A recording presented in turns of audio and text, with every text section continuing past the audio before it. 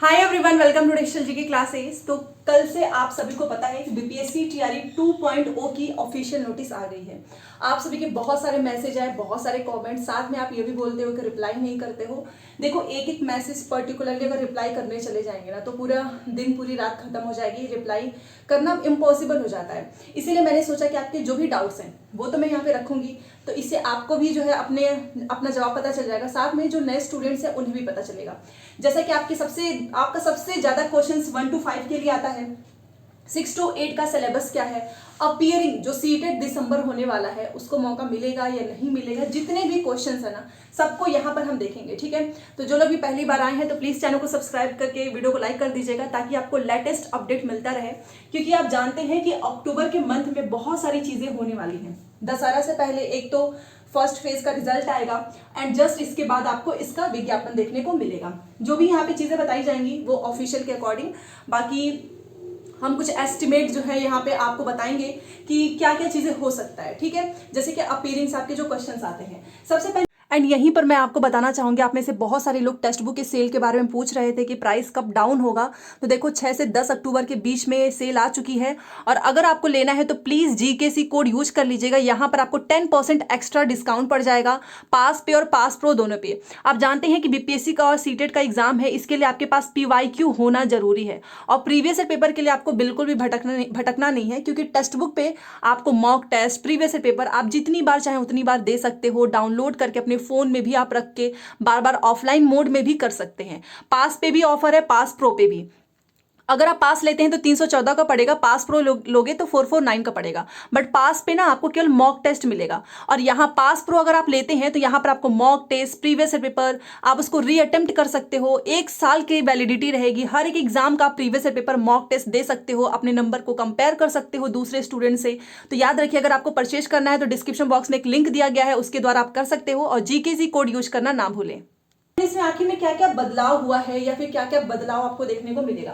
देखो, अभी तक तो ऐसा लग रहा था कि जब ऑफिशियल आएगा तो मे भी 1 to 5 की वैकेंसीज आए, बट इन्होंने जो कल आपने देखा होगा, जो कल सैलरी से रिलेटेड सारी इंफॉर्मेशन आई है सब्जेक्ट कॉम्बिनेशन से, वहां पर 1 to 5 मेंशन नहीं है। तो सबसे बड़ा बदलाव तो यही है कि आपको प्राथमिक की भर्ती देखने को नहीं मिलेगी। तो जितने लोग भी सोच रहे होंगे कि सीटेट पेपर 1 पास करके हम में भी प्राथमिक में आपको मौका मिले, तो यहाँ पर नहीं है। ठीक है, वो पहली बार आया था और उस समय 6 to 8 की वैकेंसीज नहीं थी, बट इस बार प्राथमिक में कोई वैकेंसी नहीं है अभी तक। और वैसे भी कल ऑफिशियल नोटिस आया, अगर इनको देना होता तो वो भी एक लाइन में मेंशन होता। बात कर लेते हैं 6 to 8 में कौन कौन अप्लाई करेगा। मैंने इतनी बार बताया है कि अगर आपका डीलेड है विद ग्रेजुएशन, बीएड है, ग्रेजुएशन के साथ तो होता ही है बीएड, और डीलेड के साथ भी आपका ग्रेजुएशन है, आप सभी 6 to 8 में अप्लाई कर सकते हो। मेल फीमेल सभी, अदर स्टेट वाले और बिहार के तो आएंगे ही। ठीक है, इसके लिए आपका सीटेट का पेपर 2 पास होना चाहिए। यहीं पे अपीयरिंग का क्वेश्चन है। तो देखो, मैं आपको एक चीज बताना चाहूंगी, अभी तक किसी के पास ये ऑफिशियल इन्फॉर्मेशन नहीं है कि सीटेट दिसंबर वालों को मौका मिलेगा या नहीं। सभी लोग आपको पिछली बार के जो है उसी का जो है आपको गैस करके बता रहे हैं, क्योंकि पिछली बार क्या हुआ था, बीएड, डीएलएड, सीटेट सभी अपीयरिंग वालों को मौका मिला था, मतलब last semester and CTET appearing. तो इसीलिए ऐसा लग रहा है कि मे बी सीटेट दिसंबर, क्योंकि देखो दिसंबर में सीटेट का भी पेपर है और दिसंबर में बीपीएससी टीआरई 2.0 का भी पेपर है। तो वैसे भी आपको सीटेट दिसंबर तो पास करना ही है ना। अब ये इस पे डिपेंड थोड़ी ना करता है कि आपको मौका मिल रहा है नहीं मिल रहा है, कि आप सीटेट का पढ़ाई ही नहीं करोगे। आप भी जानते हो कि सीटेट बहुत ज्यादा इंपॉर्टेंट है, चाहे वो बिहार की वैकेंसी हो, चाहे केंद्रीय विद्यालय, चाहे आपके राज्य की वैकेंसी हो। ठीक है, तो अपीयरिंग अभी तक टिल नाउ यही लग रहा है कि मे भी आप सभी को मौका मिले। और अगर आप पूरा ऑफिशियली ऑथेंटिक इन्फॉर्मेशन चाहते हैं तो प्लीज थोड़ा सा वेट करें 10 दिन का, उसके बाद से आपको जैसे ही इनका विज्ञापन आएगा, 1-2 डाउट है बस, ठीक है, अपीयरिंग से रिलेटेड, वो भी क्लियर हो जाएगा।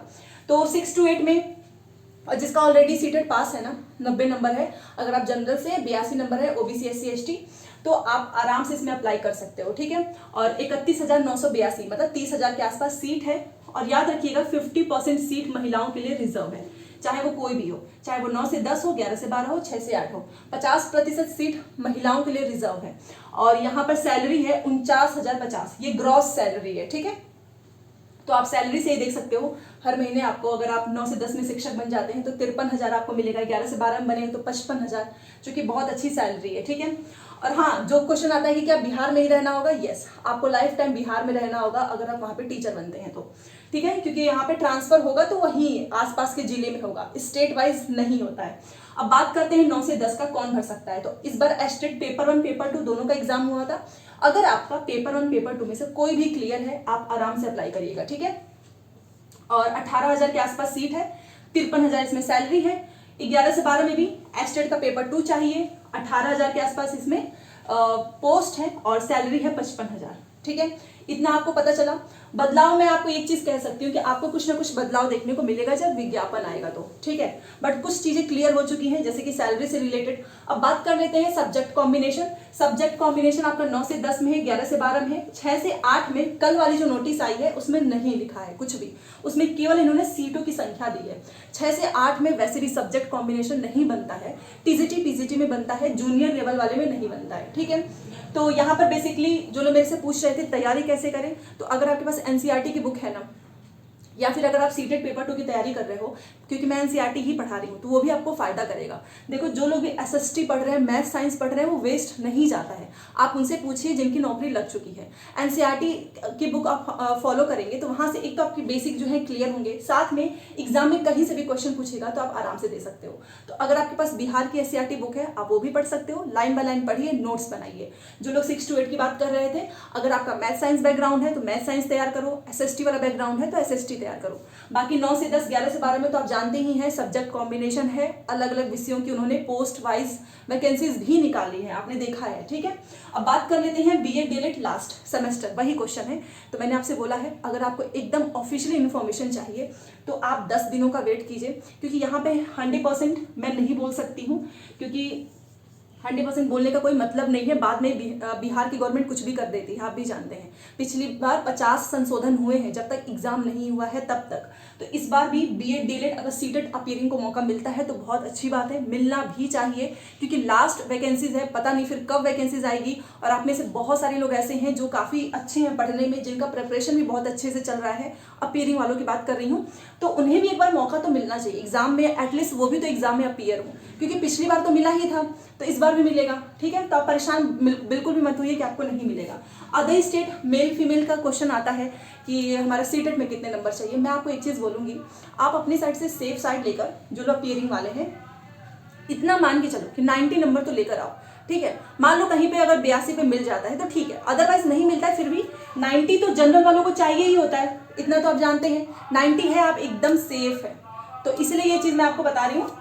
एंड मैं आपसे एक चीज़ और बोलना चाहूँगी कि आप बिहार के हो या बिहार के बाहर के हैं, मतलब अदर स्टेट के हो, अगर आप इस एग्ज़ाम की प्रिपरेशन करना चाहते हो, आप खुद से कीजिएगा, सेल्फ स्टडी से कीजिएगा, किसी के बहकावे में मत आना। पिछली बार बीपीएससी का एग्जाम क्वेश्चंस पेपर ने सभी को एकदम सरप्राइज कर दिया था, क्योंकि जिसने जो पढ़ाया वो मिला ही नहीं। क्यों?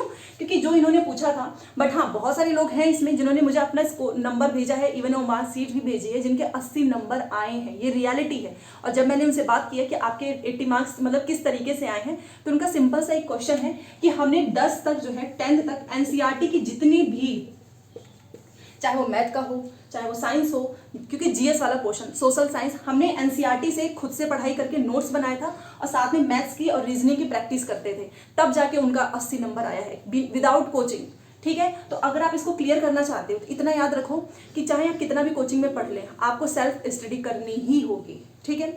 और जैसे ही इसके बारे में जो भी इन्फॉर्मेशन आएगी 10 से 5 दिन में, जैसे कि मैंने आपको बताया है, अपीयरिंग वालों पे थोड़ा सा डाउट है, और वैसे मौका तो मिलेगा ये बात है, बट एक बार ऑफिशियली आ जाता है तो आप भी सेटिस्फाइड हो जाओगे कि यस आपको सीटेट के साथ साथ बीपीएससी का एग्जाम भी देना है, ठीक है। और अभी देखते हैं यूपी टेट और सुपर टेट के बारे में क्या इन्फॉर्मेशन आती है। 5 दिन का समय दिया गया है कि प्रशासन से कि वो 5 दिन के अंदर बताएं कि विज्ञापन जारी होगा या नहीं होगा।